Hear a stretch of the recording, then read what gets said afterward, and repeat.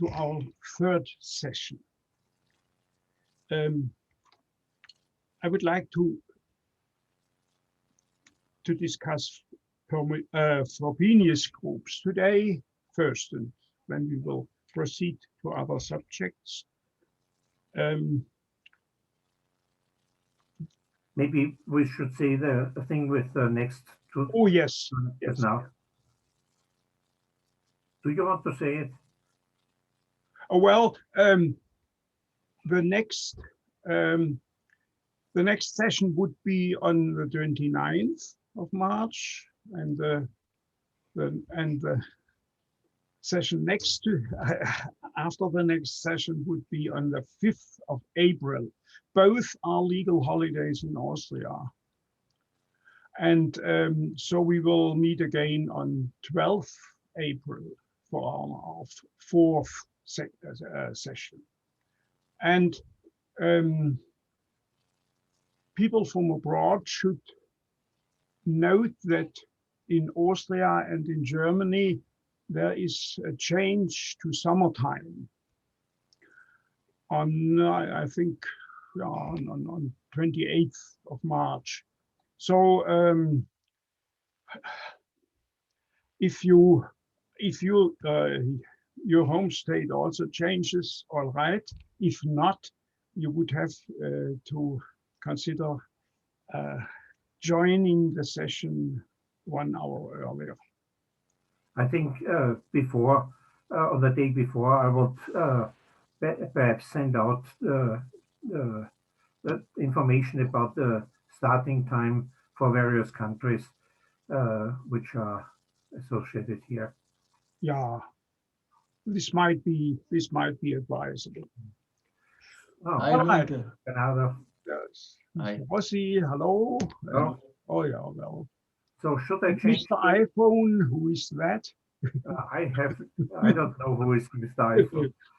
Well, so let us start, and I would like to start with Frobenius groups. Yeah, there is Frobenius groups. There is a story to begin with.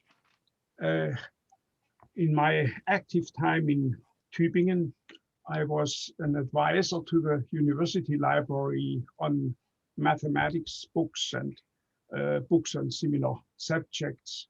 And once the collected papers by Georg Ferdinand Frobenius were offered. Should the university library buy this?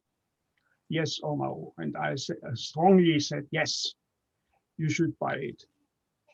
And then the librarian asked why. And I said, that's my doctoral great-grandfather. And then she laughed and said, well, then we have to buy it. And this is indeed true. Isai Schur, the well-known group theorist, was a doctoral student of Frobenius, and Wieland was a doctoral student of Isai Schur, and I was a doctoral student of Wieland. So this man was my great-grandfather as far as doctoral degrees are concerned. Well,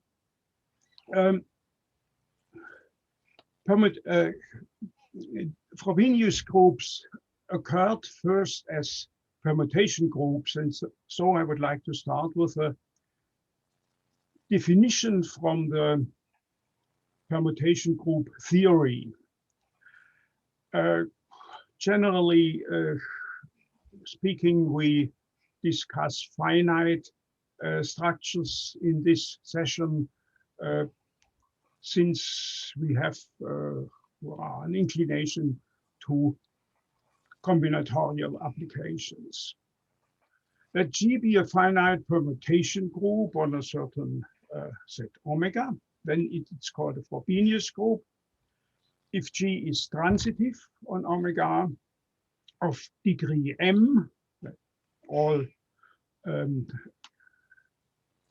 elements of M are moved by some element, And the minimal degree of G is m-1.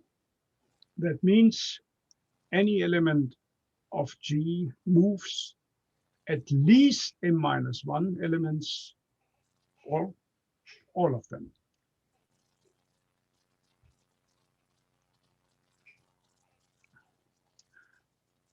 Some easy consequences of Frobenius groups are the non-regular transitive groups with the property that stabilizers of two distinct elements are always the identity for G sub alpha beta is 1 for the identity group for alpha not equal to beta. So that sharply two transitive groups are Frobenius.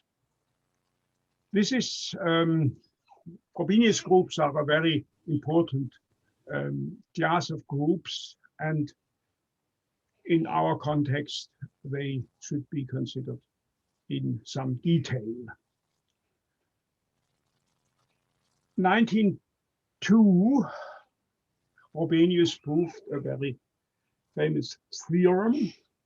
If you form the set of the identity and all elements of degree m, all regular elements of the group, which move all digits in omega, then this is a characteristic subgroup of G. Characteristic subgroup means invariant under all automorphisms, not only under inner.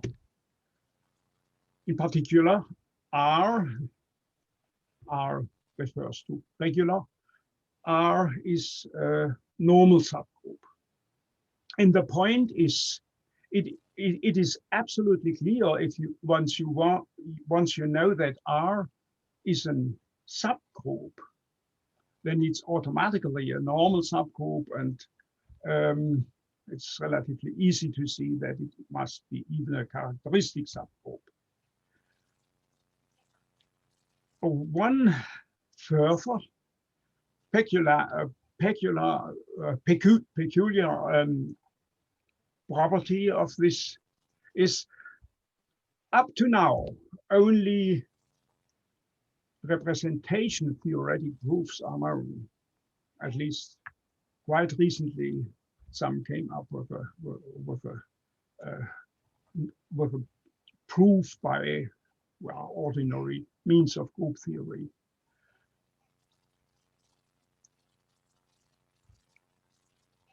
Of course, it's relatively easy to turn this in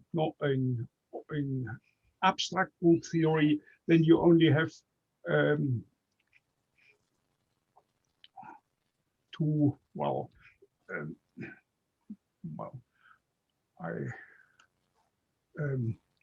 then the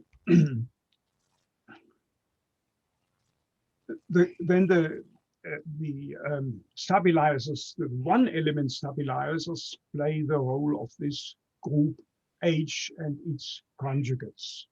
Now we leave the field of permutation groups, and let's start with this definition. A group G is a Frobenius group. It's called a Frobenius group if it contains a non-trivial subgroup, not the identity, not the whole of G. Such two conjugates, if you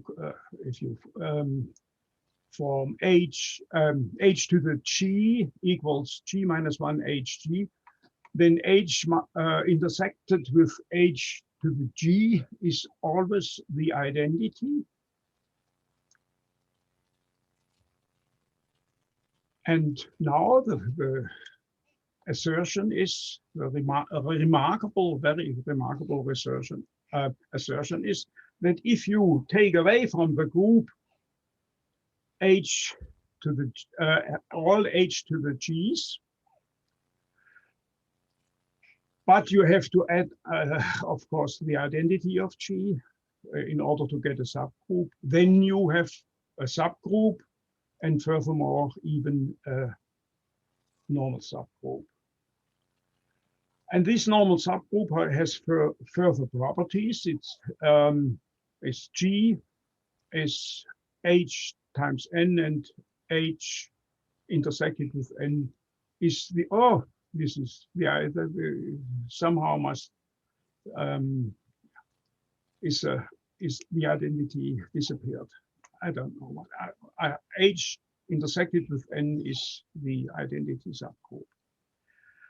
This means, or in other words, G is a semi-direct product of H and N is called the Frobenius kernel.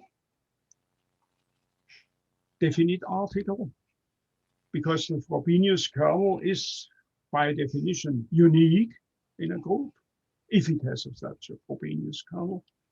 And H is called a Frobenius complement. There are a whole class of conjugates of Frobenius complements to the kernel N. And again, a Frobenius group has such a Frobenius kernel and a class of conjugate Frobenius complements. Now this is not now a consequence of the further theorem. Let G be such a Frobenius group with kernel N and complement H.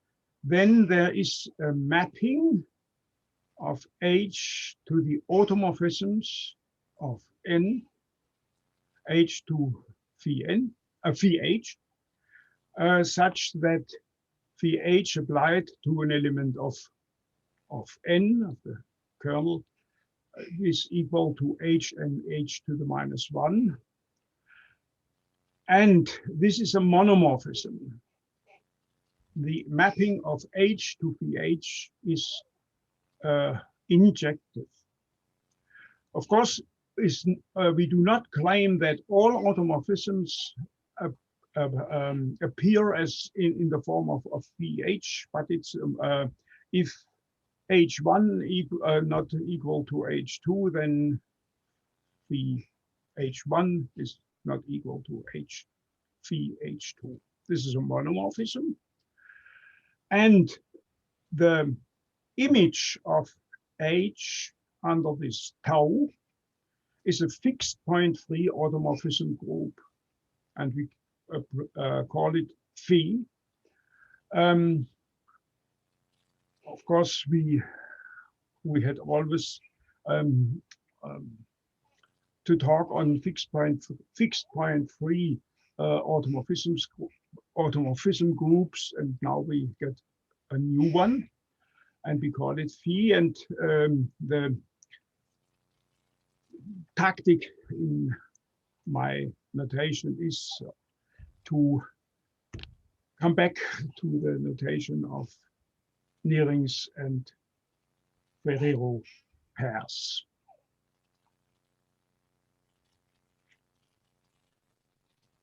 That was alpha. The theorem has two parts. Alpha says if you are given a Frobenius group, you obtain a fixed point free automorphism group on a Frobenius complement. And the converse, in some sense, the converse says if phi is a fixed point free group of automorphisms of n plus to be consistent with our earlier notation, phi n is then a Ferrero pair. Then the semi-direct product of phi with n, where we define the group operation in such a way, phi1 times n1 times phi2 n2. This is phi1, phi2, and phi2 of n1 plus n2. Remember, we defined our notation is that in the first component of this pair, we have multiplication, and then the second we have addition. That's, well, no problem for experienced people. Yeah, and the assertion is that this is then a Frobenius group with a complement, which is, of course, a subgroup of this this semi-direct product must be of this form. A complement which is essentially this phi, and the kernel which is essentially n. So this proof must have two parts, of course. Let's first attack alpha.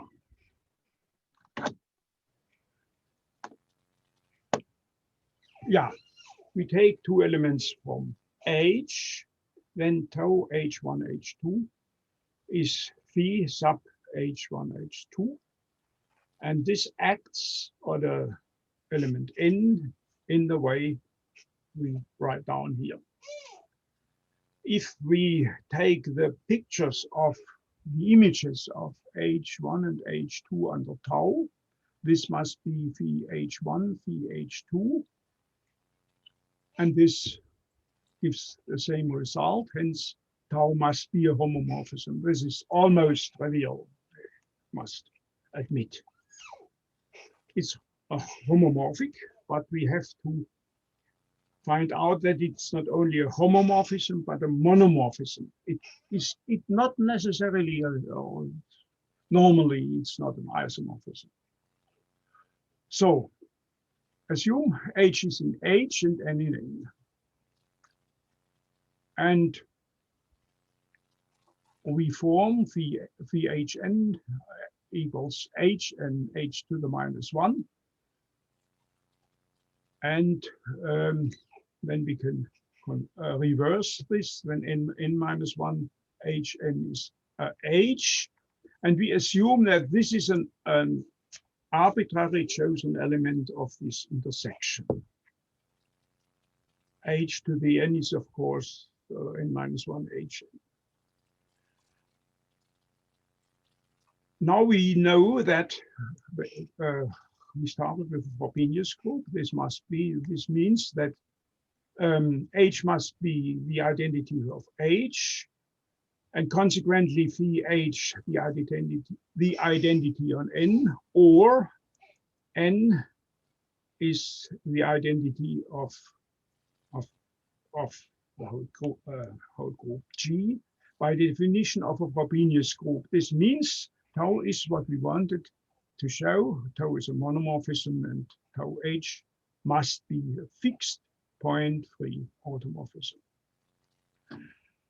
Okay, now the other part, it's easy to see that G phi semi-direct with N with a multiplication as defined is a group. This is, well,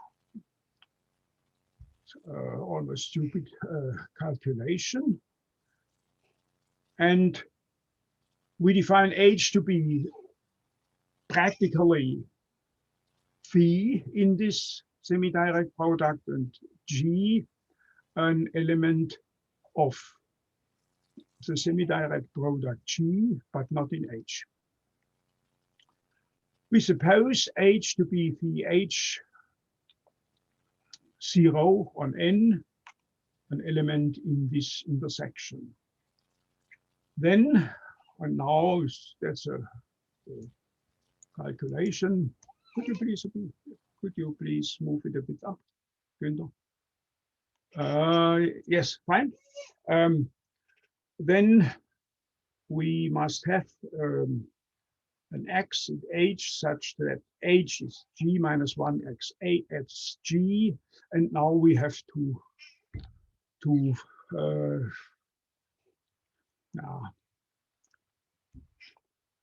calculate simply. This is G was given phi sub is phi sub g, and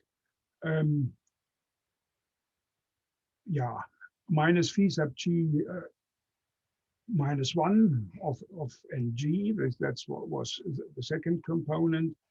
We simply write out what we earlier supposed, and then we get in turn phi minus 1 minus phi g minus 1 Ng, and here we apply the multiplication rule. On the second part, we get phi g of O0 plus N0, Ng, and phi g of On is of course On, so we can simplify in this way. And well, you see how it works. Finally, we get this line phi g to the minus 1 phi x, phi g, and since this is an automorphism, we can remove the minus sign to the front and get this. Consequently, we have that phi h is phi g to the minus 1 phi x phi g, and Ng, yeah, Ng is minus phi sub x Ng, or in this form 0 sub n, it's minus phi sub x Ng plus Ng. And this gives that phi x must be the identity on n, and phi x is then phi h, and h as the identity on n, and consequently the identity on phi. Hence, we have the definitorial property of a Frobenius group. We know that G is a Frobenius group, and that phi subdirect product with the neutral element of n is a complement.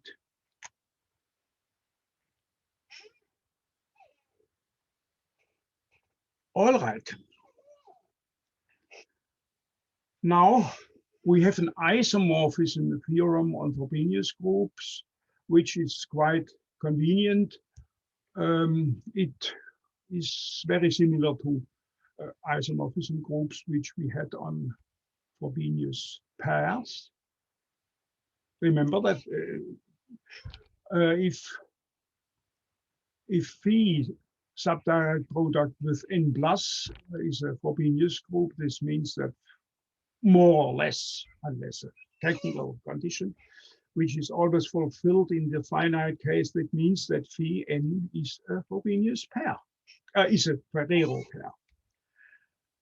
Now let phi and psi, that's two capital letters from the Greek alphabet, that these be fixed point free automorphism groups on the group n plus. You might say phi n and psi n are Frobenius pairs. Then the following statements are equivalent. A, subdirect product phi with n and psi, subdirect product with n, are isomorphic. And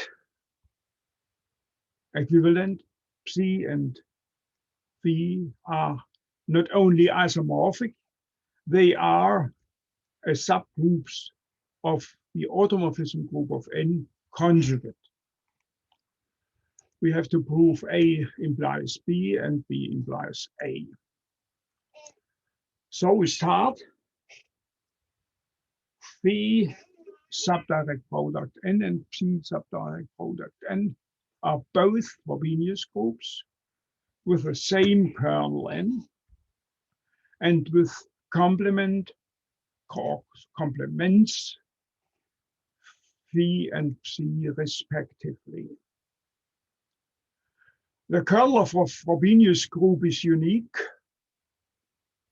Complements are unique up to inner automorphisms. Hence, any isomorphism of phi subdirect n to psi subdirect n must be of the form phi n goes to alpha n beta phi, where alpha is an isomorphism from phi to psi, beta is an automorphism of n.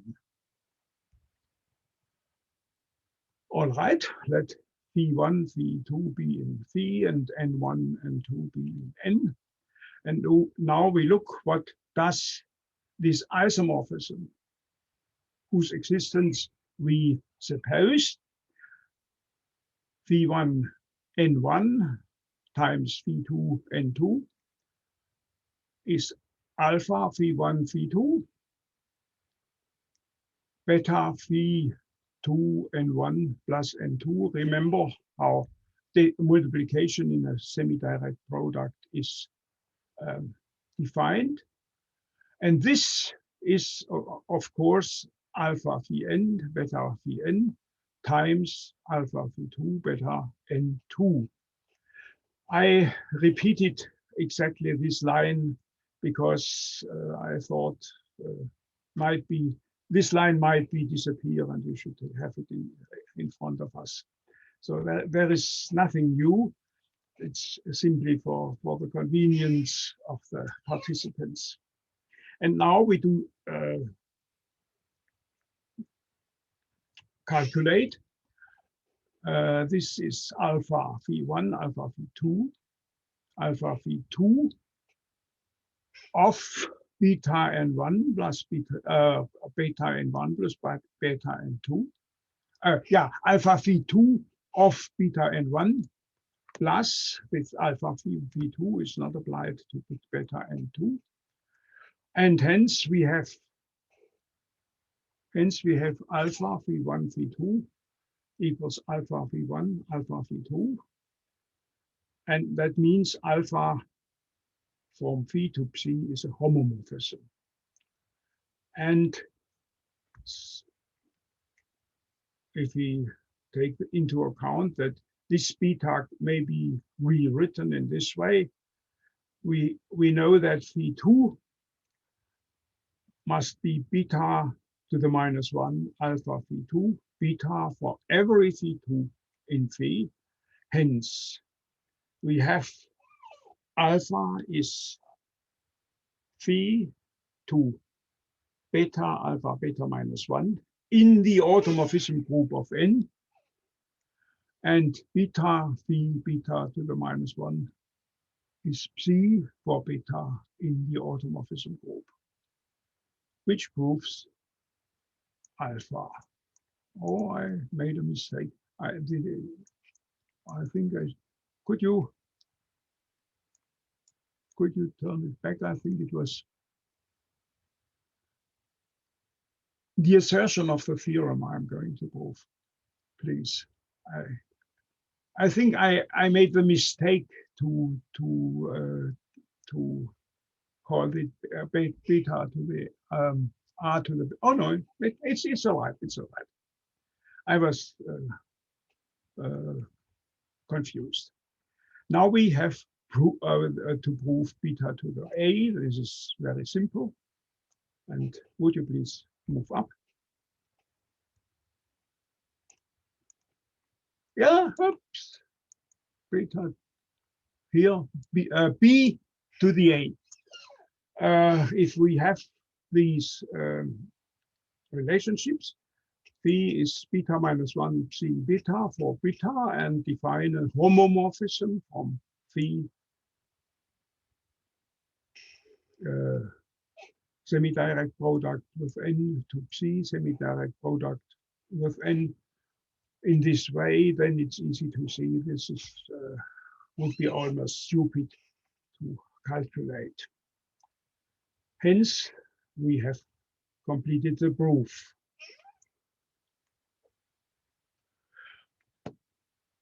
Now, consequences. This means that if we want to find all Frobenius groups with a given kernel, we can restrict our search to all non-conjugate fixed point free automorphism groups on N, subgroups of automorphisms of N. The kernel is unique, and if we are given the kernel, all right, there's nothing to do about it. We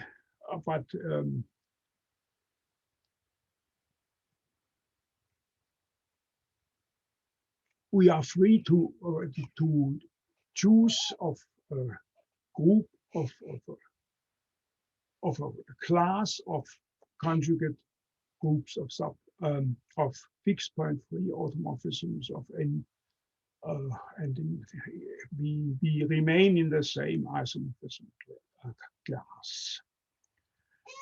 Well, it's now obvious we have a relationship.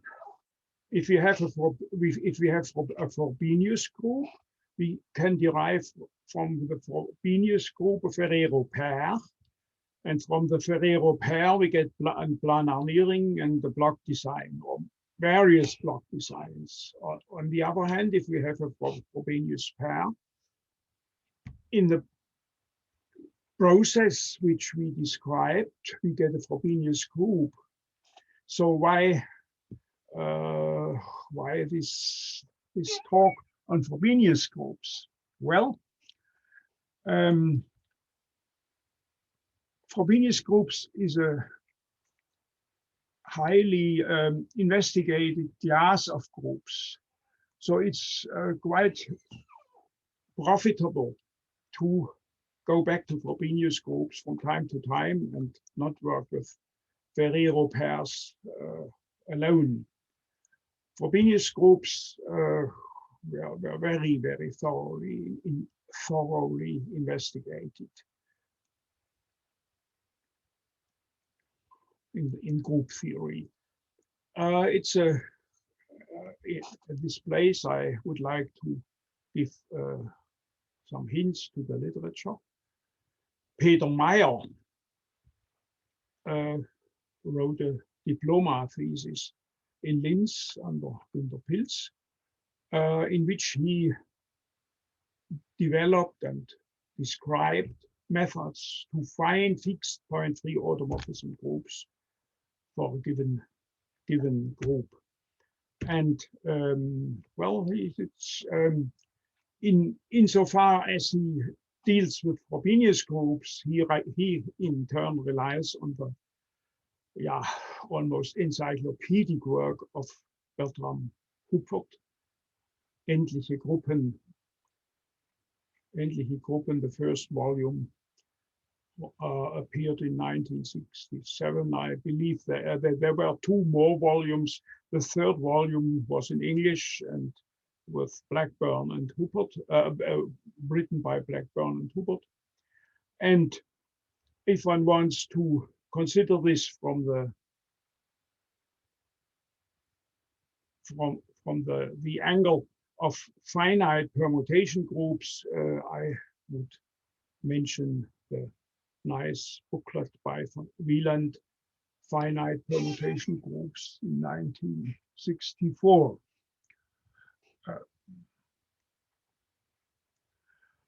Bit more on Frobenius groups 3.4. Wieland in 1958 proved the generalization of Frobenius theorem. It goes as follows. Let G be a finite group, and we have two subgroups.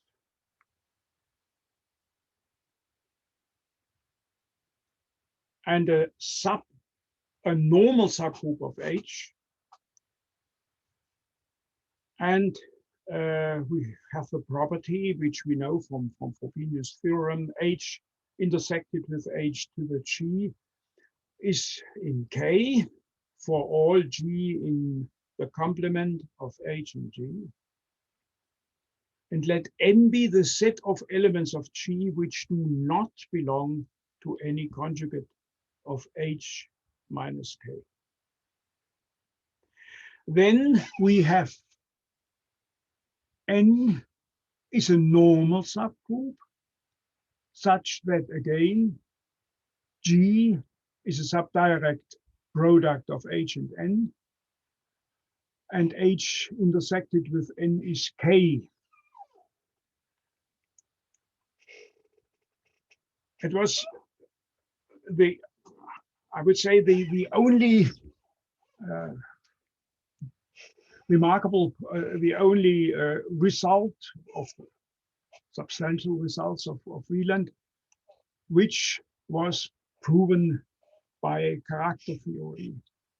This is again proved by character theory what's a problem? No. That was proved by character theory, and it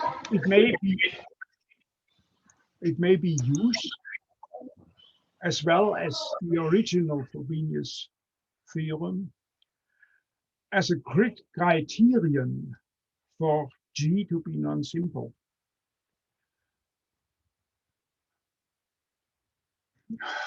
It's no criticism, but it must be honestly stated. It was no substantial progress for permutation or for general group theory, because in applications of this theorem, you could always go back to the original theorem of Frobenius. The original Frobenius theorem is only the special case where K is the identity of N. If you write it, if you have addition on N, then it must be 0. And yeah, but it's a very, very nice and elegant proof. Now there is, I have to say, there exists a long list of additional examples of additional assumptions under which Frobenius theorem may be proved by conventional methods. People were not satisfied with this representation theoretic proof. In a certain sense, representation theory is alien to group theory. It's well, it's not natural. So people always felt it should be possible to prove Frobenius theorem by conventional methods. It is possible to do so if you, for instance, put in additional assumptions. For instance, that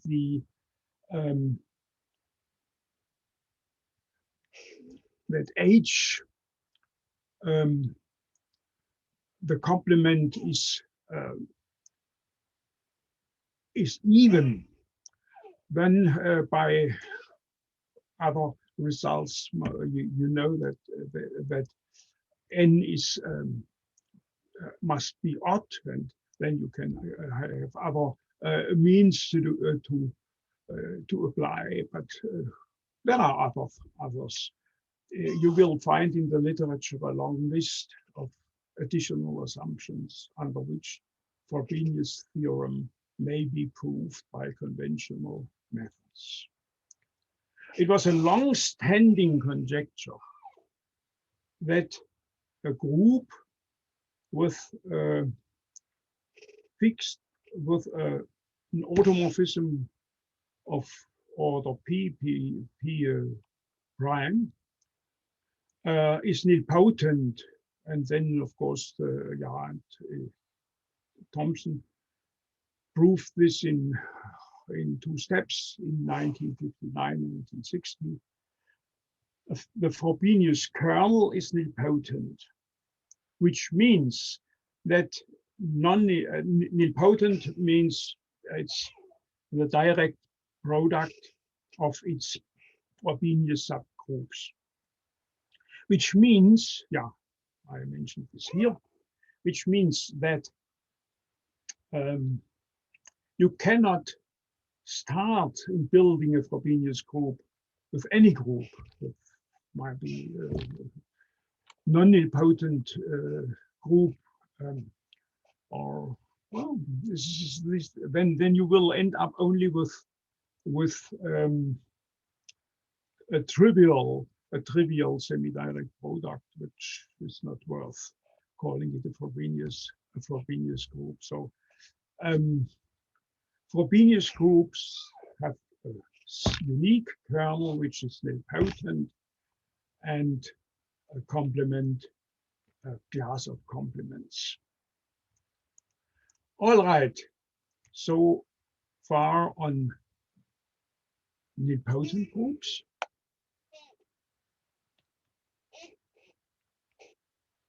Now I would like to start a chapter on near-rings and geometry. That was one a favorite subject of James Ray Clay. This must be J, so mistake, James Ray Clay, and Michelangelo. I may have mentioned already that when Clay first came to the first conference on near-rings in Oberwolfach in the Research Institute, he presented some geometric interpretations of near-rings, and at that time I was not receptive to this. I thought near-rings have to do with group theory and not with geometry. But cooperation with Clay and further study convinced me that Clay was right. The motivating examples come from plane geometry with complex numbers. You work with C or with a one-point compactification, C bar. You work with the points as elements of C, so you can say the point 3 plus 7i, and lines in the normal sense. Well, a line should be determined by 2 points. How can I formulate the line through C1 and C2? A parameter form is this. It must go through C1, and C2 minus C1 is a vector which marks its direction. So if you have you take any real number, then any point on L has this form for a suitable L, for a suitable lambda. So if Z is incident with L, this is a sign from geometry used symmetrically. It means Z lies on L and L goes through Z. This is the case if and only if Z minus Z1 divided by Z2 minus Z1 is real. Well, only reformulation. How to find computationally the intersections of two lines or intersection of lines and circles. This is now not discussed further. I should mention that it was the idea of Möbius, famous Leipzig mathematician, that we should have as basic elements of plane geometry, not points and lines, but points and circles, and lines may be interpreted as circles going through a point at infinity, point at infinity. Now, well, this is absolutely simple. This is the equation for the circle with midpoints Z1 and radius R. If you reformulate this, the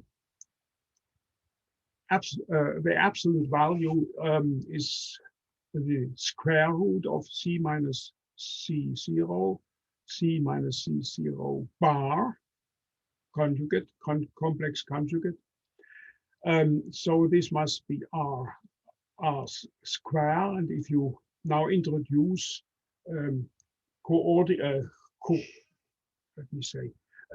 Cartesian coordinates in this way, Z is x plus I y, and Z0 is x plus I y0, you get the usual equation of, well, elementary theorem. Now, this is a non-trivial theorem. If you have 3 points, 3 distinct points, there's exactly one circle through this distinct points. How can I see whether a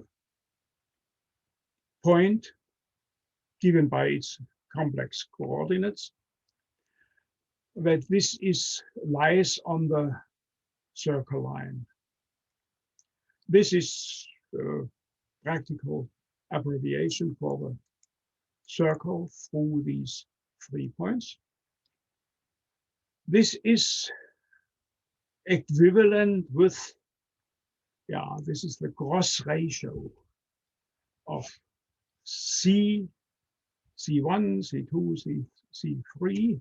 And if you write it out, it's just this.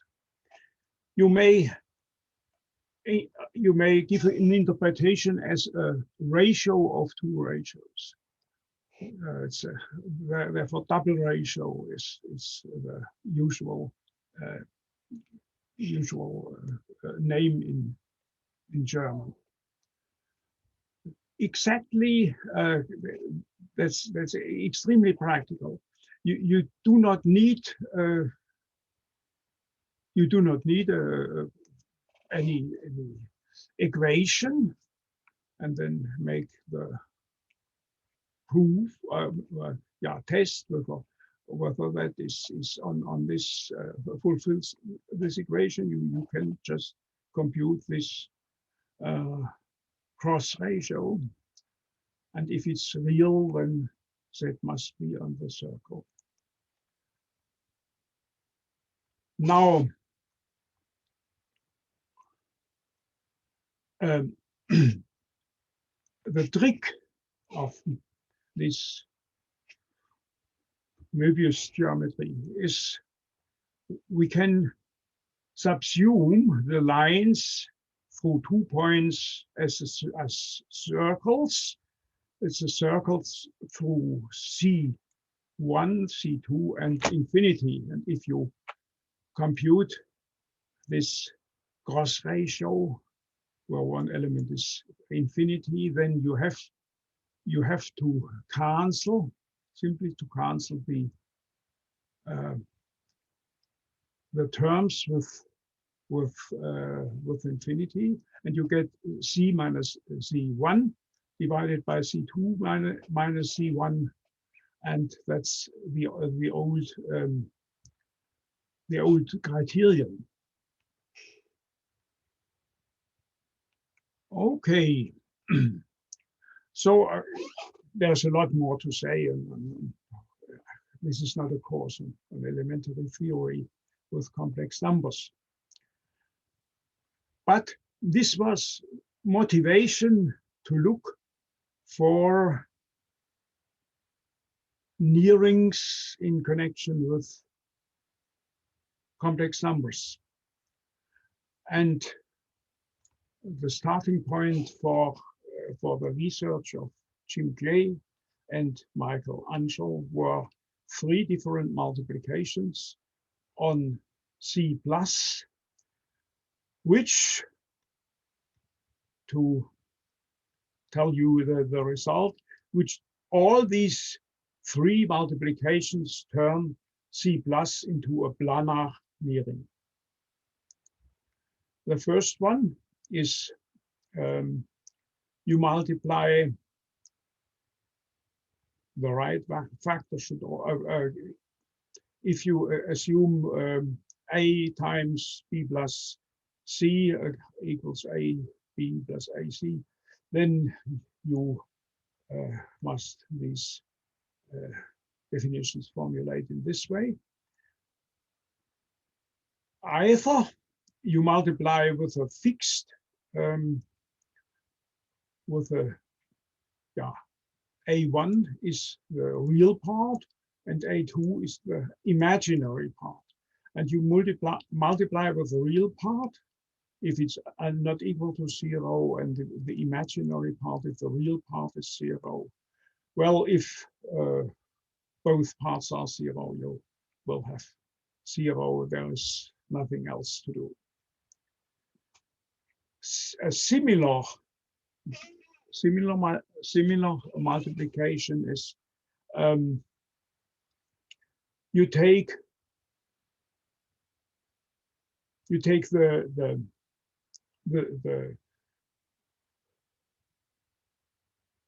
length of the distance from 0, A times Z. That's this. And most interesting is number 3. If you multiply 2 complex numbers, you have to add the argument and you have to multiply the absolute values.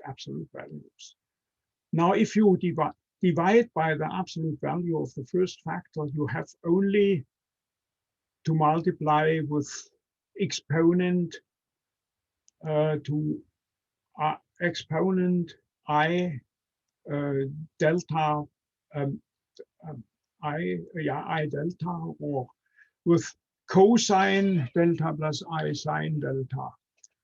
You have to multiply with an element on the unit circle. This does not change the absolute value of C. So any A not equal to 0 doesn't change the unit, the absolute value of C, but it turns C by the argument of A.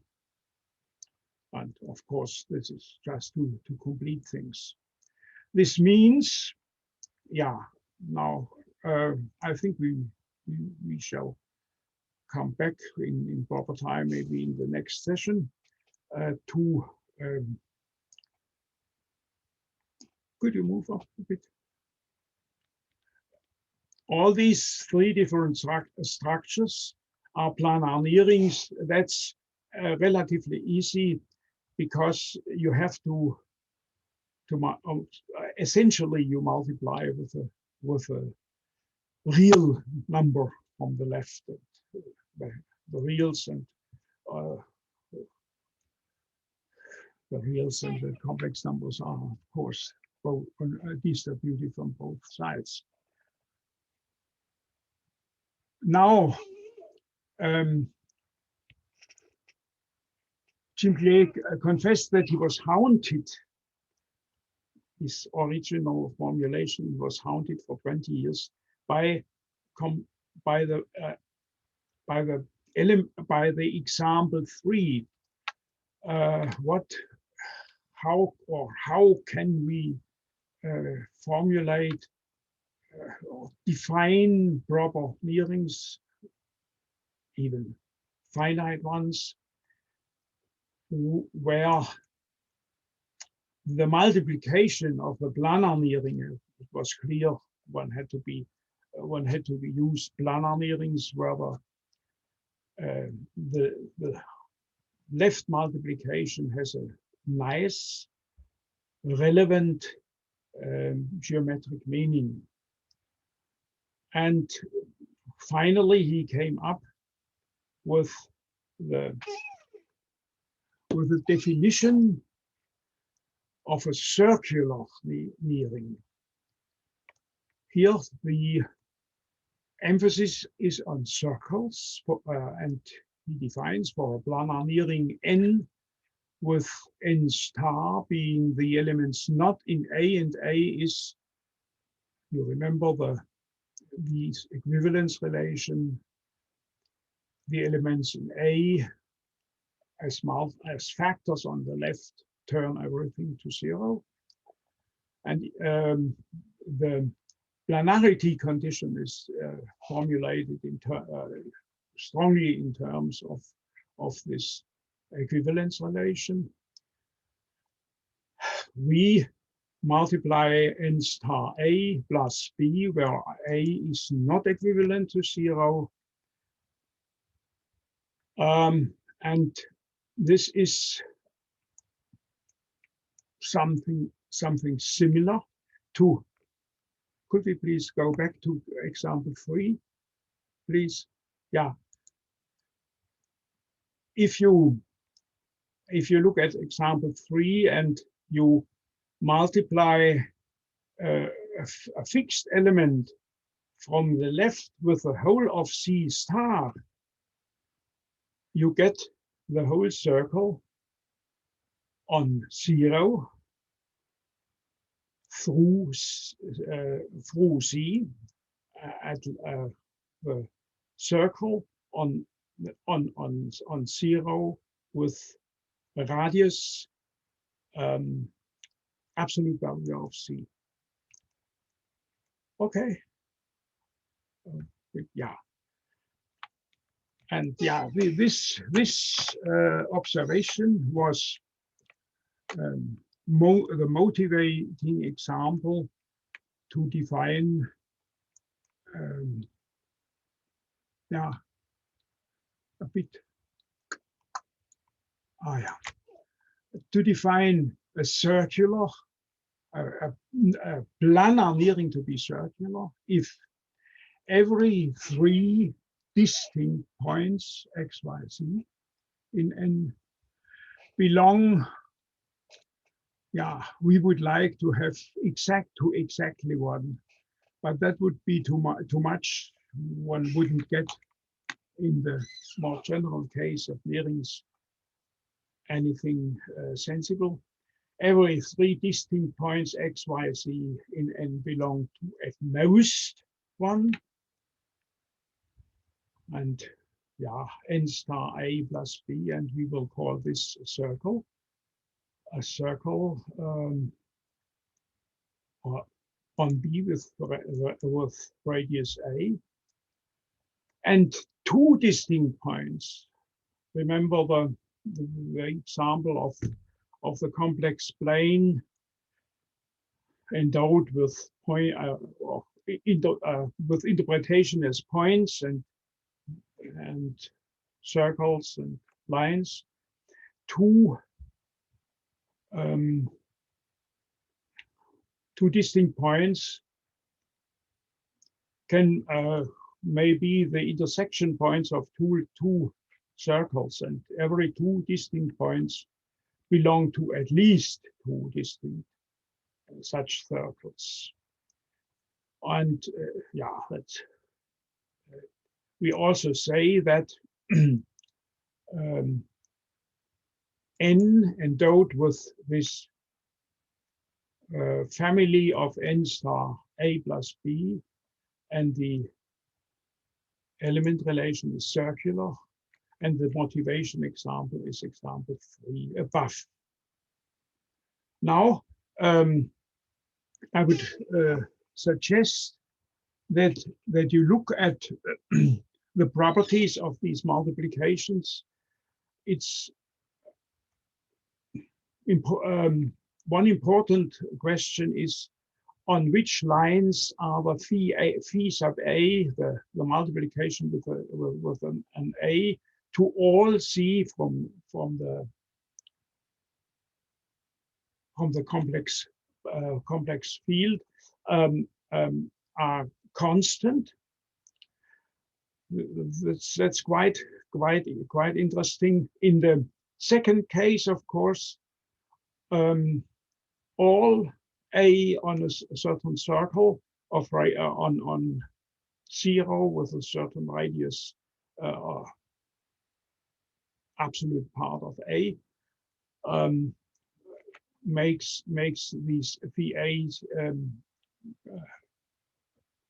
makes or they are on this circle with radius absolute value a. On 0 they are constant, and in this case the phi is constant on the race from 0. And well,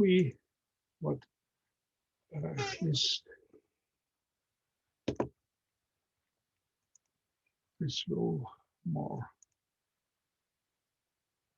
yeah, okay. I think it's now not wise to go into a further discussion. I have in mind to make a kind of to start in April with a discussion of what, yeah, of these 3 examples, and then we will proceed with on further properties of circular near-rings. That's a very funny class of near-rings, and the next major chapter will then be structure theorems. Okay, I think that should be all for today.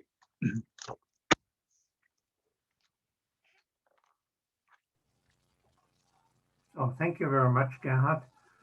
And let me stress again to all participants that due to vacations in Austria, there will be no lectures next Monday and Monday in 2 weeks. So we'll meet again in 3 weeks at the same time, same station. Okay, so okay. Goodbye. Thank you very much. Have a good time. Thank you.